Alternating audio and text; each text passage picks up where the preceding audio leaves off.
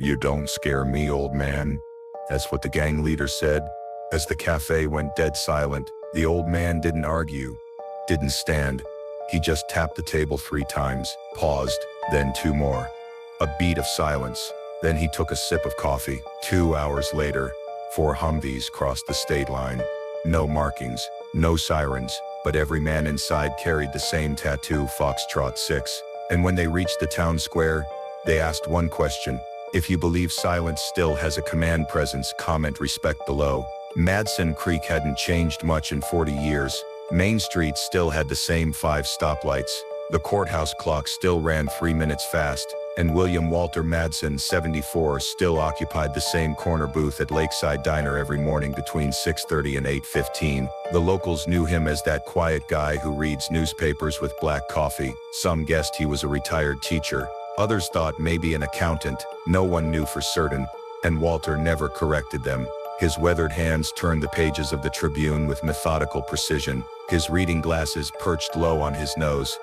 This particular Tuesday seemed ordinary enough. Morning light streaked through blinds that needed dusting. The radio played soft country music that no one really listened to. Katie, the young waitress working her way through community college, refilled Walter's cup for the 3rd time. "Anything else, Mr. Madsen?" He shook his head, offered a polite smile. "Thank you, ma'am." The bell above the door jingled as 5 men entered, bringing with them the sharp scent of cigarettes and something harder, leather jackets, tattoos crawling up necks, eyes that scanned the room with predatory intent. Lakeside wasn't their usual kind of place. They belonged to a motorcycle gang that had recently established itself on the outskirts of town, bringing with them a steady flow of drugs and trouble. The sheriff called them a problem without a solution. The tallest one's snake tattoo coiling around his throat slid into a booth blocking the path to the kitchen. The others spread out strategically. Customers tensed. Conversations died. "Hey, sweetheart," snake tattoo called to Katie. "Come over here a minute." She approached cautiously, order pad clutched like a shield. "What can I get you, gentlemen?" His hand shot out, grabbing her wrist. "How about your number for starters? Please just let me pass." Her voice trembled. "Why so nervous? We're just being friendly." His grip tightened as she tried to pull away. 4 other customers were in the diner.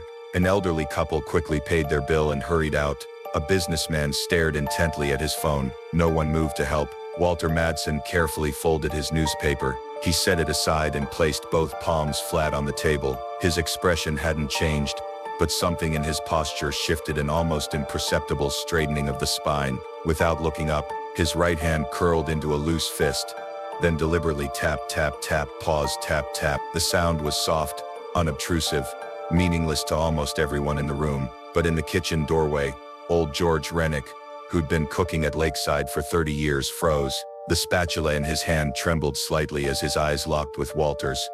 A single nod passed between them. George slipped his apron off, hung it on a hook, and quietly exited through the back door. No one noticed him leave.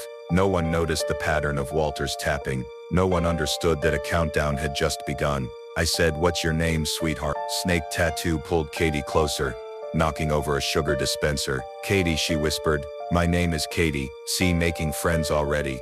His companions laughed, a harsh sound that filled the small diner. Walter set his coffee cup down with a soft clink. He stood not quickly, but with the deliberate movements of someone who had learned that rushing often created mistakes. At his full height, he wasn't particularly imposing. Medium build, silver hair cut short. Nothing to suggest he was anything more than an elderly man about to make a poor decision. "You've had your fun," Walter said evenly. "That's enough." The gang members turned toward him, momentarily surprised that anyone would interfere. Then amusement spread across their faces. "You gonna stop us?" Grandpa Snake Tattoo released Katie's wrist to focus on this new entertainment. "I'm asking politely," Walter replied, his voice calm. "Let the young lady do her job." One of them, younger with a shaved head and twitchy movements, stepped forward. "Maybe you didn't notice, old man. There's 5 of us." "I counted," Walter acknowledged. Shaved head grinned and shoved Walter hard in the chest. Walter took a step back, but remained standing. Another gang member swiped at Walter's table, sending his coffee, newspaper, and silverware crashing to the floor. Walter went down with it, a slow, controlled descent that looked like an old man falling, but was something else entirely. He landed on one knee, one hand braced against the floor. 2 hours, he said softly, looking up at them. Snake Tattoo leaned down, What's that supposed to mean, old-timer? Walter didn't answer, didn't need to. His message wasn't meant for them. Meanwhile, George Rennick was driving his 1998 Toyota Camry down County Road 27, going 15 miles over the speed limit. His gnarled fingers gripped an old flip phone. Not his regular cell, but one kept in his glove compartment for years, charged monthly, but never used. Until now, at the crossroads, he pulled over and dialed a number that hadn't changed since 1983. When the automated tone sounded, he input a 12-digit code followed by the pattern 32. The message system connected to a private server maintained by former members of the Special Activities Division, men who had served together in black operations during Vietnam, Laos, in places that still didn't officially exist on any map. Around the country, specific phones buzzed, specific computers chimed.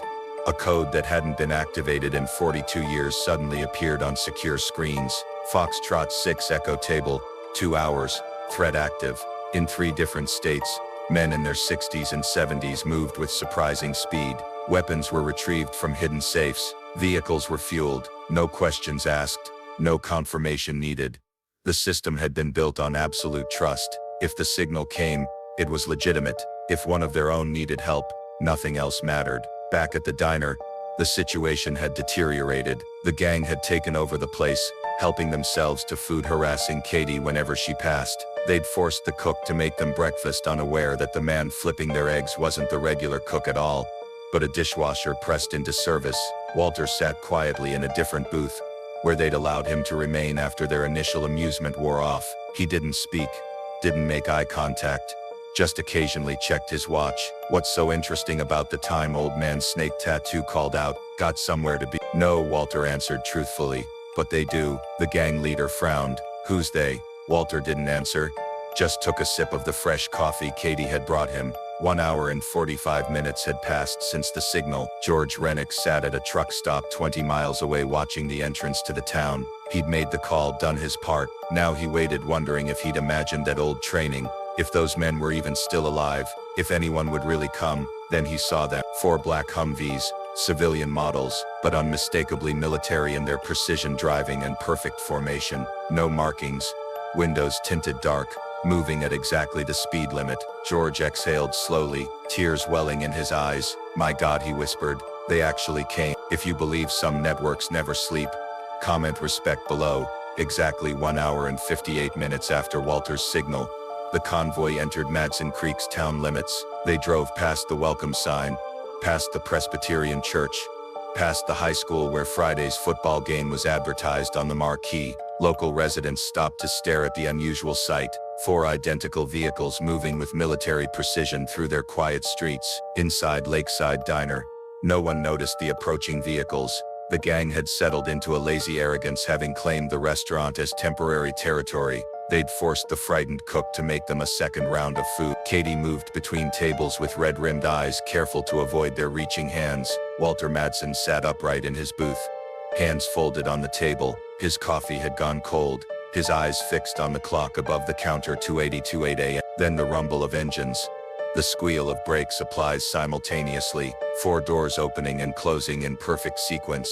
The bell above the diner door chimed. A man entered, mid-60s, with steel gray hair and the ramrod posture of someone who had never stopped standing at attention. His eyes swept the room, cataloging threats and exits in seconds. 3 more men followed him, and spreading out with practiced efficiency. All wore civilian clothes, jeans, flannel shirts, work boots, but they moved like soldiers, and on each man's forearm, partially visible beneath rolled-up sleeves, the same tattoo, Foxtrot 6 with a dagger through the oath. The lead man walked directly to Walter's table. "Sir, we got the ping." Walter nodded once. "Don't hurt them, just remove the problem." Snake Tattoo stood, confusion giving way to hostility. "Who the hell are these guys?" The newcomers didn't acknowledge him. Instead, they positioned themselves strategically around the diner, 1 by the door, 1 near the kitchen, 2 facing the gang members. "I don't know what game you're playing, old man," Snake Tattoo said, reaching behind his back. "But you picked up." He never finished the sentence. The gray-haired leader moved with shocking speed for his age, twisting the gang leader's arm up in a way. Something metallic, a gun, clattered to the floor. The other gang members found themselves similarly neutralized, not with punches or kicks, but with precise joint manipulations that spoke of decades of close-quarters combat training. Within 30 seconds, all 5 were disarmed and secure. "Who the hell are you?" Snake tattoo gassed his face. Pressed against the countertop, Walter stood brushing imaginary lint from his coat sleeve. He straightened his collar with deliberate movements.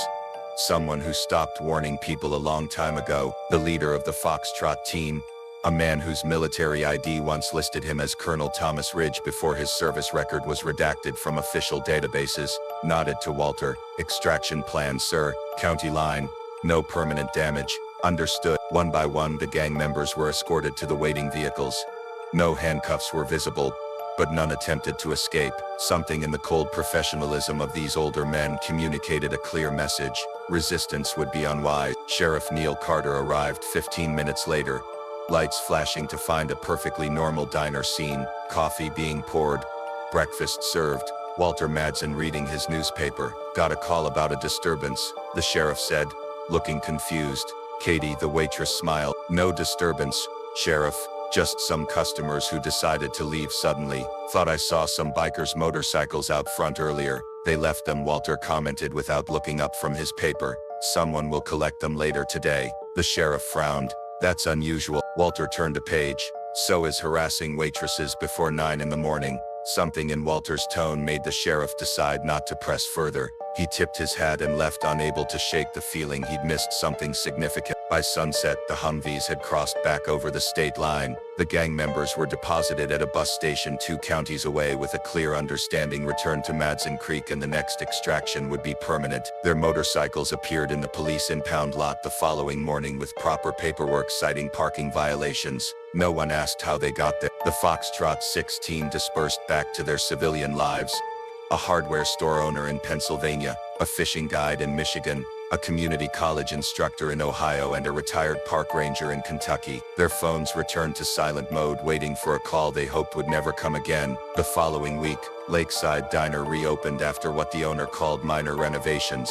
The most noticeable change was a small brass plaque installed above booth 3. "If he taps the table, leave." No explanation was offered. None was requested. Katie returned to work with a new confidence in her step. Each morning at precisely 6:30, she placed a cup of black coffee on Walter's table before he even sat down. "On the house, Mr. Madsen for life." He said nothing, just nodded his thanks and opened his newspaper. George Rennick worked his last shift that Friday after 30 years of making the same Denver omelet and flipping the same pancakes. He hung up his apron for good. He'd bought a small cabin near Yellowstone, something he'd talked about for years but never actioned. Before leaving town, he slipped an envelope under Walter's door. Inside was a single note card with neat handwriting. "I saw ghosts rise that night and they still salute." No signature, none needed. At the VFW hall in the neighboring county, conversations shifted whenever Walter's name was mentioned. Younger veterans noticed how the older men, particularly those who had served in special forces units,